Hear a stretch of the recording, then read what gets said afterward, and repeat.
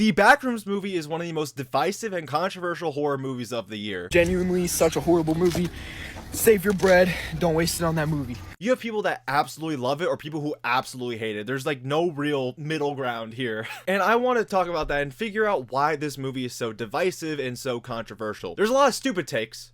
A lot of dumb takes, but also there's some valid ones. And I want to talk about it because this is a good excuse to talk about the Backrooms movie, because I want to talk about the Backrooms movie. Now, before we dive into like what people don't like about this movie, I first want to talk about my thoughts on the movie, because this video is just an excuse to talk about the Backrooms movie. I am someone that only just now got into the Backrooms. I've heard about it for a while now. I've seen Kane Parsons' YouTube series, which I think is really good, as well as I saw some other like Backrooms stuff, but I really didn't know anything about the Backrooms until a few days ago, where I decided to do a full-blown deep dive into the Backrooms, its origins, its history, as well as all the different iterations of the Backrooms. And now I can safely say I'm a fan. I like the Backrooms. I think it's really cool. I actually have an entire video dedicated to diving into the origins of the Backrooms before the Kane Pixel series or the Wikidot series. So you should check that out. And the movie, I think, did a great job understanding and adapting what makes the Backrooms scary. Now, of course, obviously there are some issues with this movie. The movie's not perfect, but I think as a whole, it's a really great adaptation of the Backrooms, and I think it's a really great horror movie. But to see how controversial this movie was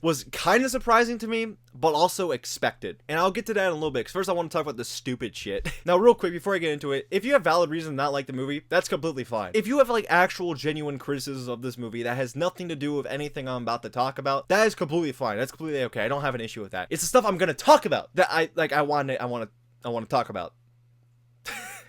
What the fuck am I trying to say here? This movie proved to me that audiences nowadays refuse to engage with the content they watch, because the amount of complaints and criticisms of the movie can be boiled down to, if you watch the movie, it tells you this stuff. I saw an Instagram comment today that said that they thought the therapist was Clark's wife the entire movie, until the therapist outright states that I am not your wife. And that reasoning is why he thinks the plot was bad, because they didn't explain this stuff. However, the first fucking scene with both of those characters clearly establishes that one, Clark is in a therapy session, and two, that's his therapist. I don't understand why people just refuse to engage with the media they consume. The Backrooms movie is a movie you actively have to engage with, and it rewards you for actively engaging with the movie. Some people find it confusing. First off, that's kind of what the Backrooms is. The Backrooms is confusing. It is weird. But if you find the actual movie confusing, you just have to pay attention to the movie. But I see some people be like, what happened to Clark? Watch the fucking movie. It explains to you in the movie what happened to Clark. It's not a snooze fest like I see people saying it is, or saying it's boring. It's not a boring movie. You just actually have to engage with the material you're watching. Not enough gore, which I unironically saw that complaint. Like, if you have that criticism, like, oh, I wish there was more gore, you fundamentally just don't understand what the Backrooms is about, or you just don't like the Backrooms. But the main thing I've also noticed is that people are comparing this movie to Obsession, which obviously I understand why they're comparing. They're both horror movies, but objectively, these are different types of horror movies. They go out and do different things. Obsession is easier to understand. It's an easier movie to watch. It's a simple plot. It's a simple story. This isn't a negative towards the movie, by the way. I'm not criticizing the movie for being simple. I am not the person to criticize a movie for being simple. I like the second Five Nights at Freddy's movie. It's objectively a bad movie, but there's a reason why people love it so much. It's because it's easy to consume without super engaging with the media. Which, speaking of Five Nights at Freddy's,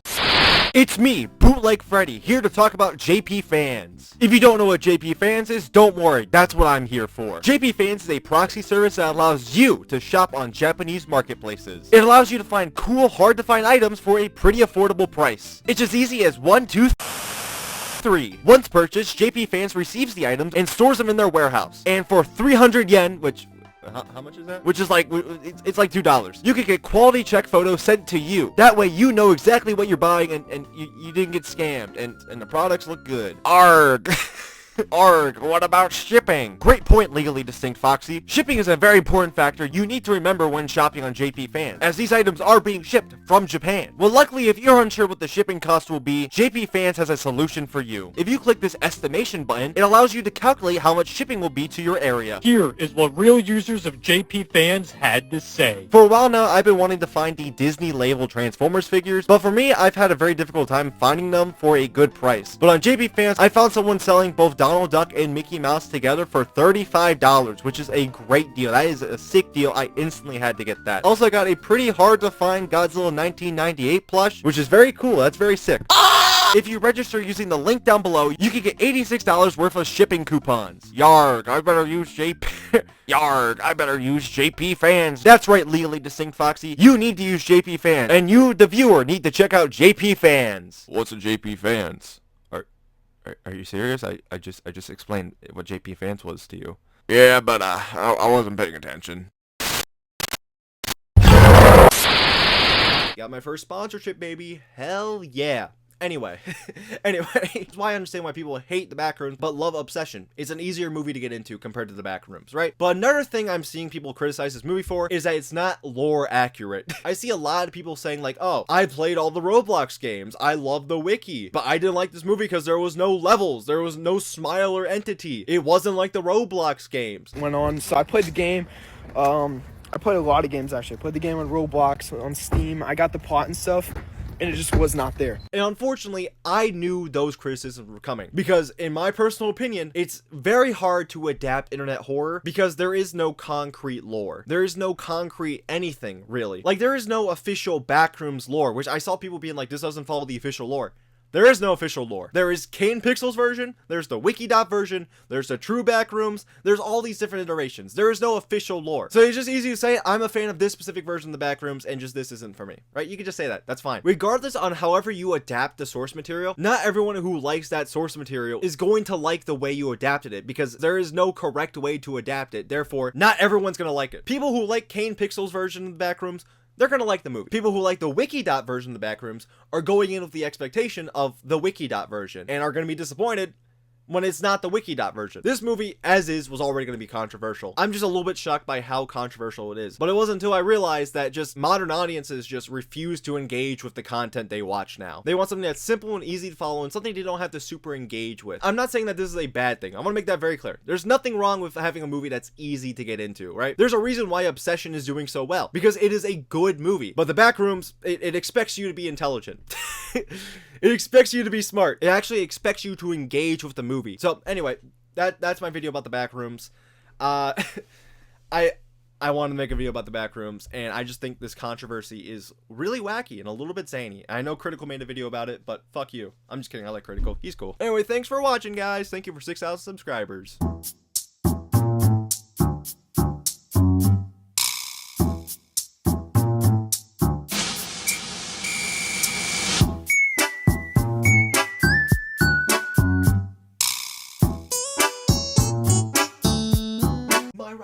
My idol, you got me suicidal. My love, you rage. My dying claim to fame. Our battle legendary. Our Finkel fraternizing. A war inside my heart. Till death do us part. Bang, bang, bang, bang, bang, bang. Till I take you down, down, down, down. I want you in the ground.